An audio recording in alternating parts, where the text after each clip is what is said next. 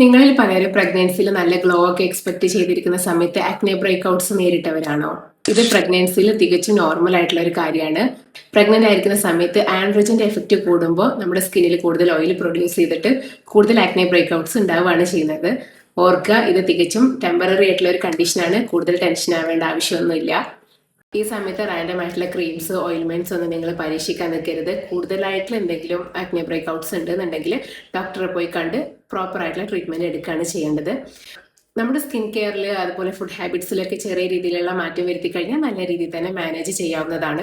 Skin കെയറിലാണെന്നുണ്ടെങ്കിൽ gentle ആയിട്ടുള്ള face wash 2 തവണ use ചെയ്യുക, രാവിലെ വൈകിട്ടും. പിന്നെ തിക്കായിട്ടുള്ള ഈ ഓയിൽമെന്റ്സ് ക്രീംസ് ഒക്കെ ഒഴിവാക്കിയിട്ട് ജെൽ ബേസ്ഡ് ആയിട്ടുള്ള മോയ്സ്ചറൈസേഴ്സ് ഒക്കെ നിങ്ങൾ പരമാവധി ഉപയോഗിക്കുക.